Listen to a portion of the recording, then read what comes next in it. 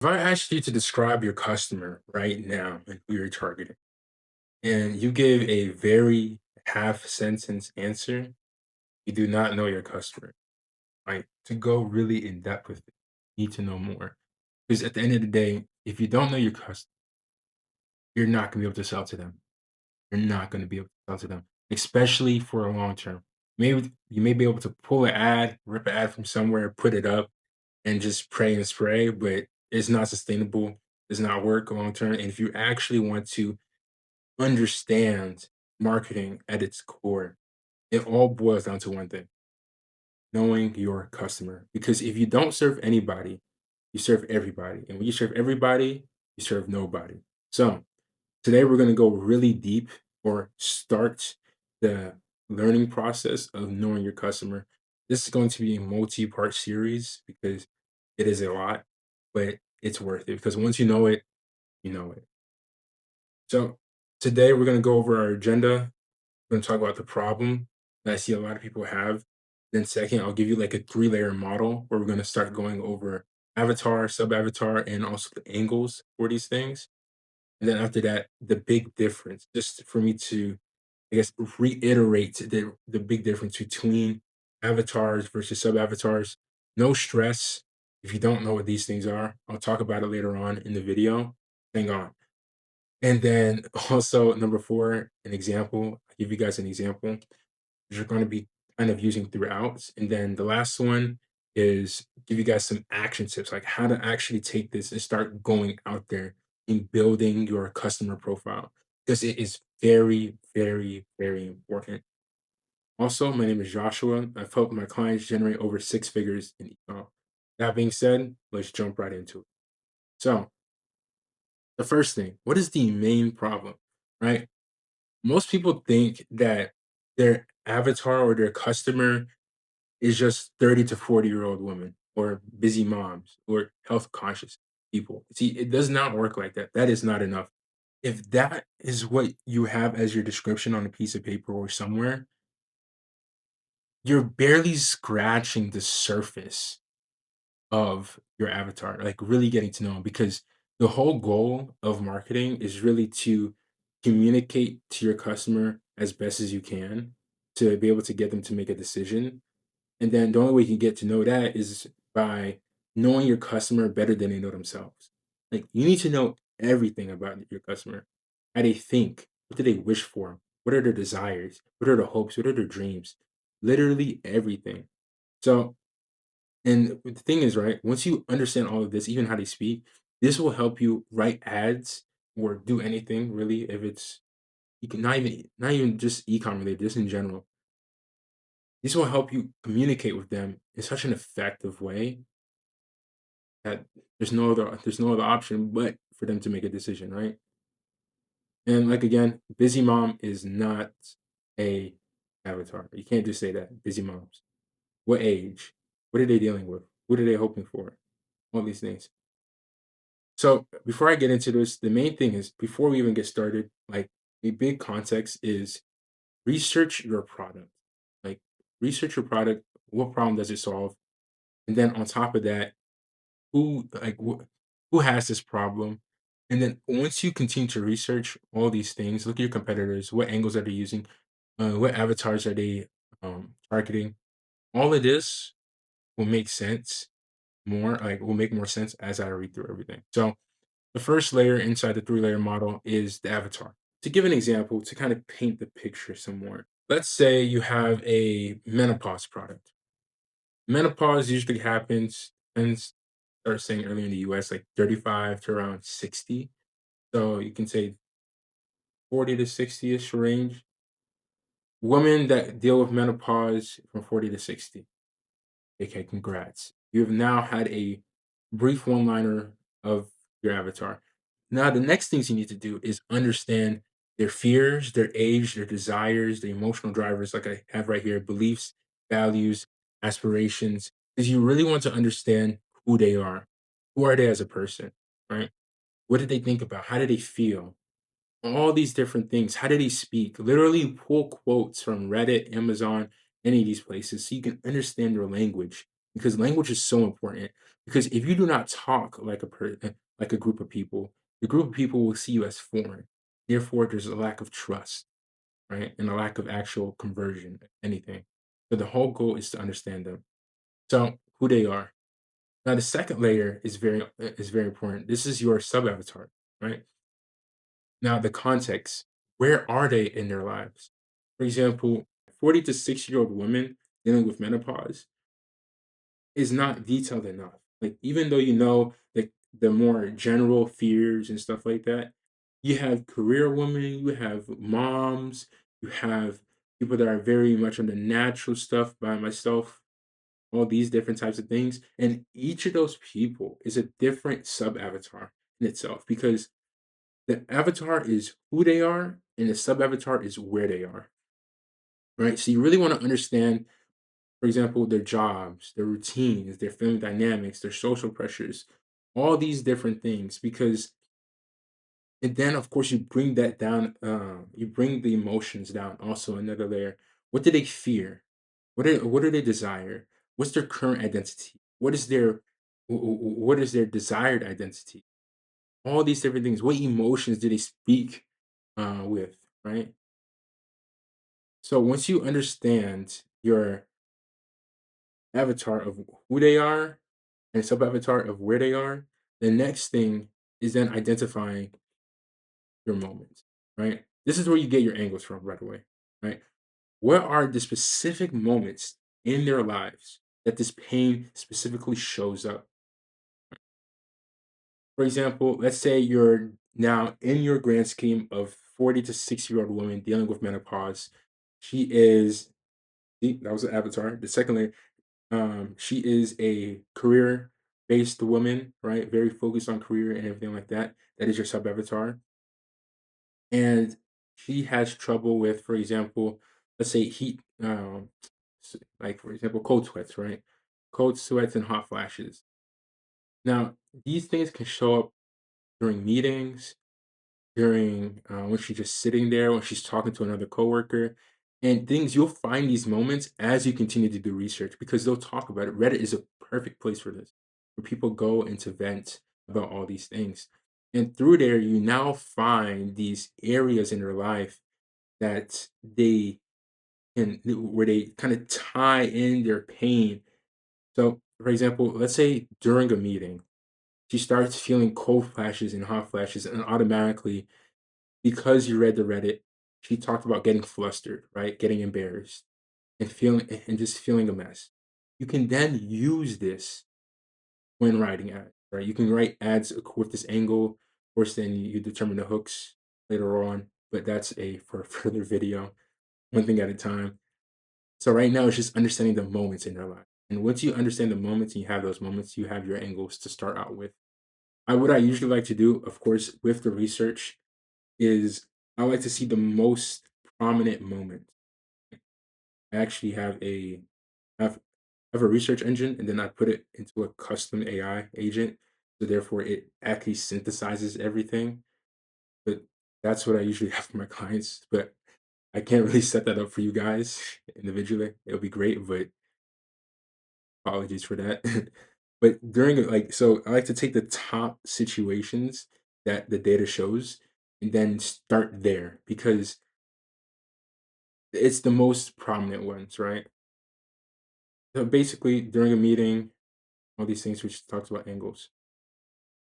Now, here's the thing, just to reiterate the big difference between sub-avatars and avatar, because I get this question asked a lot by my clients. What is the avatar? What is the sub-avatar? Because I also try to teach them everything I know in that sense, because it's so important for everyone to be on the same page and understand why we're targeting, who we're targeting, why we're using this angle and stuff like that. Just to reiterate, the avatar is who they are and the sub-avatar is where they are. You have to be very careful not to get super, super obsessed in detail with this because you could come across a problem of splitting a so-called sub-avatar instead of being one into two, right? You have to be careful of the overlap, which comes with testing. With all comes with testing. So not to it's just to have a good bird's eye view course, and just be mindful with your depth of detail because sometimes too much detail can then cloud, right? We want signals, not noise. That's the biggest thing. So, avatar is who they are, and sub avatar is where they are. To give some quick examples, I know I've been talking already about it, but for example, 35 to 55-year-old woman who fears cognitive decline, so mental decline, and values her mental sharpness as core to her identity, and desperately wants to feel her sharp self again. Like again, this is a nice avatar, right? You've talked about what she fears, what she wishes for, and then of course this is like very brief. Usually you'll go way more in depth, like maybe a page and a half to 2 pages, just understanding the avatar, pulling quotes and stuff like that. And then the sub avatar could be in the sense that which is the context, the working professional that we talked about. Because the avatar here, he fears cognitive decline and wants her like her mental quickness, her mental sharpness. We know that, and of course, like I said, during the data and when you're doing all your research, you'll know that during meetings is a very pivotal moment. So brain fog during meetings. She fears embarrassment in front of colleagues. She's motivated by performance and looking sharp at work because you don't want to feel like you're the person lagging behind, right?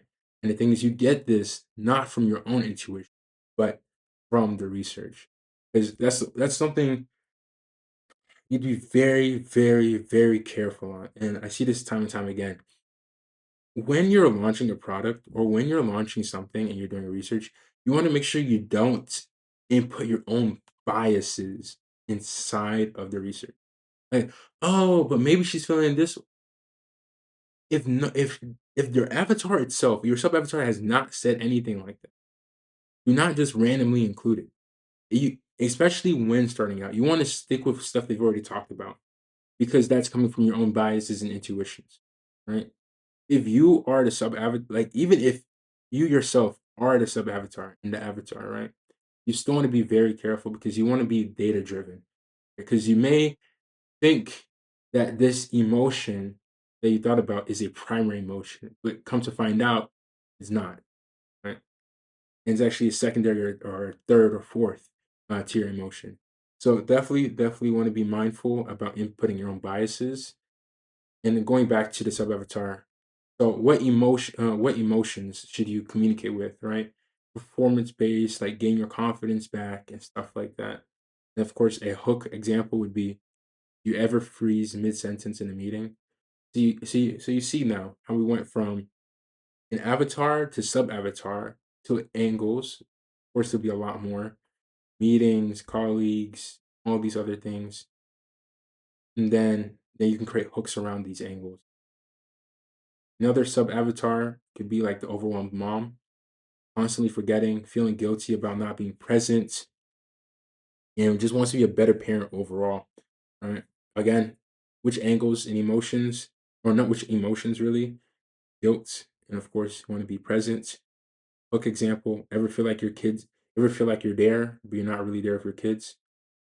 Hey, you get this hook from understanding the angles and understanding their fears, their dreams, their desires. Now, of course, this is a lot of information, right? The question is, what are the next steps? What are the next steps you can take to uh, start generating all these things, your avatar, hooks, angles? Like I said, you need to research. If you do not research, you know nothing. If you know nothing, don't start nothing, right? Don't spend too much time over obsessing about the research. When I say too much time, don't spend a month, right? Spend a couple hours, spend a couple days, right? Going deep into it. If you want to use AI can definitely speed up the process, put some deep research in, but also manually look through everything. And you can't just take your research that you haven't read and throw it in AI because you yourself need to understand what's going on at all times. The AI does make mistakes, but it's very helpful if you know how to use it correctly. And when I say research, we're not even just researching who has this problem. No, we're researching groups, we're researching forums, we're researching all these things at the end of the day.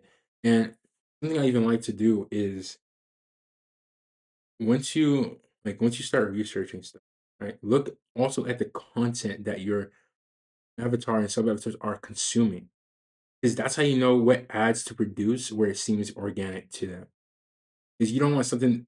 There is a time and place for things that are very different, but you also want to make sure you're creating ads where it doesn't feel like it too much of an ad. And even if it screams ad, you want to make sure that your copy is so like it's so good, your storytelling is so good that they'll engage.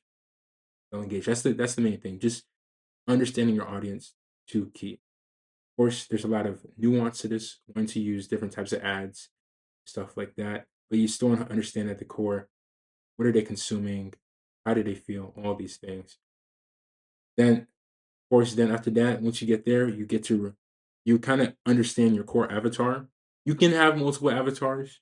You can have multiple sub avatars. I like to split this up by different pain points, maybe, right? Because if I have a product that can be for brain fog versus a, like, for example, anti-aging versus like hot flashes, like they will feel like I like to keep that as my avatar, and I like to then after that put different sub avatars because it allows me to do more things and not you don't want to fit too many things into one, right? Course, depend you can test this also, right? Always, always, always test, but there is a time and place for pain point stacking. If you can get a nice wider range of, how you say, a wider net, if you are very selective about the types of problems I say, bring forward first. Because, for example, hot flashes may not be as a big of an issue to one woman as it is brain fog, right? Same thing with uh, aging in, right? So if you split these up and therefore target their most prominent pain point that they have and drive with there, then create another ad for another avatar and sub avatar where this pain point speaks most to them. You kind of split it up like there, like that per se. And then of course, from once you get your avatar, you want to at least do maybe list around 3 plus sub avatars. This can really vary depending on your research and um on your product and all these things. Sometimes it could be 2 sub avatars depending on how detailed you go because you want to go niche everything. And then of course, understand their unique pain points and their trigger moments, which create the angle. So that is really the biggest thing. That's really the biggest thing. So, like I said, this was just the first of many. And my goal with all of this is to help you guys understand marketing at a deeper level. So it's not just, oh, just go take this, go look for a product, and boom, that's it. No, you have to understand the whole goal, right, is to tie your product to a desire and to communicate that. Honestly, depending on what you sell, like not saying fidget spinners, but even fidget spinners, for goodness sake. I don't know. Depends on product, the awareness of the audience that you're targeting. But in the general sense, right? You could generally you could take any product and make it work. You just have to understand there's a desire for there and understand the marketing behind it and the messaging. Once you crack that, congrats, win. But that itself, that whole process is a very long journey, which is with anything, right? You start somewhere, you understand as you get better, and you know how to scale properly with ads, different types of creative diversity, different types of messaging, all these different things. It then makes a snowball effect, which takes you to 6, 7 plus figures, 8 figures, and also understanding how to diversify later on across the different paid ad channels. But yeah, that is all for the first video. Stay tuned for the second one, which we're going to go even deeper into this. And yeah, so then.